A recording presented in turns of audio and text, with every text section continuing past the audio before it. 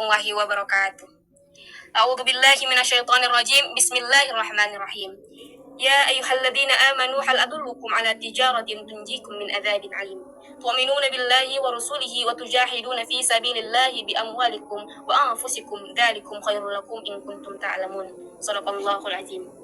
Alhamdulillahirabbil alamin wa bihi nasta'in ala umuri dunya waddin. Wassalatu wassalamu ala asrafil anbiya'i wal mursalin wa ala alihi wa sahbihi ajma'in. Amma ba'd. Puji syukur marilah sama-sama kita panjatkan kehadiran Allah Subhanahu wa taala yang mana Ia telah memberi kita begitu banyak nikmat, dari nikmat kesehatan, kesempatan dan kelapangan waktu sehingga saya dapat menyelesaikan tugas saya berikut ini. Salawat dan salam tak bosan-bosannya marilah sama-sama kita hadiahkan kepada ruh junjungan alam yakni Nabi besar Muhammad sallallahu alaihi wasallam yang mana beliau telah membawa kita dari zaman yang gelap hingga zaman yang terang benderang yang disinari iman dan Islam. Terima kasih saya ucapkan kepada Ibu Nurhini Falahiyati SHMKN selaku dosen pengampu saya pada mata kuliah Hukum Perdata. Perkenalkan, nama saya Tian Parada dengan NPM 2302010011. Saya dari Fakultas Hukum Universitas Al-Wasliyah Medan.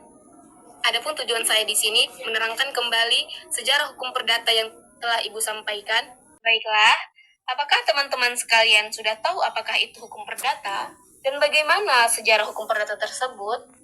Hukum perdata adalah cabang hukum yang mengatur hubungan antara individu atau badan hukum yang satu dengan yang lainnya dalam kehidupan sehari-hari. Dan tujuan utamanya adalah untuk melindungi hak-hak pribadi dan kebebasan individu dalam berhubungan dengan orang lain. Hukum perdata dalam arti sempit adalah hukum perdata yang sebagaimana terdapat dalam Kitab Undang-Undang Hukum Perdata. Seperti yang saya katakan sebelumnya, hukum perdata adalah kumpulan peraturan yang mengatur hubungan hukum antar individu dalam kehidupan sehari-hari. Nah, sedangkan hukum perdata dalam arti luas adalah badan hukum sebagaimana tertera dalam Kitab Undang-Undang Hukum Perdata, Hukum Dagang, serta undang-undang tambahan lainnya seperti Undang-Undang Nomor 5 Tahun 1960 tentang Undang-Undang Pokok Agraria dan Undang-Undang Nomor 23 Tahun 2006 tentang Administrasi Kependudukan dan Undang-Undang Nomor 40 Tahun 2007 tentang PT dan sebagainya. Oke guys, sekarang kita masuk pada sejarah hukum perdata. Hukum perdata yang berlaku di Indonesia adalah Hukum Perdata Belanda atau Burgerlijk Wetboek. Hukum perdata Belanda ini berasal dari hukum perdata Prancis, karena pada waktu itu pemerintahan Napoleon Bonaparte Prancis pernah menjajah Belanda.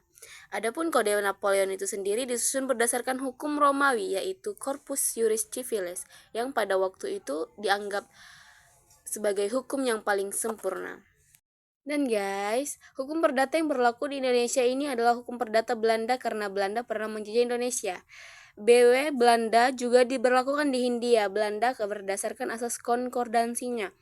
BW disahkan oleh Raja pada tanggal 16 Mei 1846 yang diundangkan melalui Stadblad nomor 23 tahun 1847 dan dinyatakan berlaku pada tanggal 1 Mei 1848. Selanjutnya, setelah Belanda merdeka dari kekuasaan Prancis, Belanda menginginkan pembentukan Kitab Undang-Undang Hukum Perdata sendiri yang terlepas dari pengaruh kekuasaan Prancis. Untuk itu, dibentuk panitia yang diketuai Mr. J.M. Kemper yang bertugas membuat rencana kodifikasi hukum perdata Belanda yang sebagian besarnya bersumber dari Kode Napoleon dan ditambah sebagian kecil dari hukum Belanda kuno. Dan setelah Indonesia merdeka, BW Hindia Belanda tetap dinyatakan berlaku. Hal ini didasarkan pada Pasal 2 Aturan Peralihan Undang-Undang Dasar 1945 sebelum amandemen, yang berbunyi, segala badan negara dan peraturan yang ada masih langsung berlaku selama belum diadakan yang baru menurut undang-undang ini. Atau Pasal 1 Aturan Peralihan Undang-Undang Dasar 1945 setelah amandemen yang berbunyi, segala peraturan perundang-undangan masih tetap berlaku selama belum diadakan yang baru.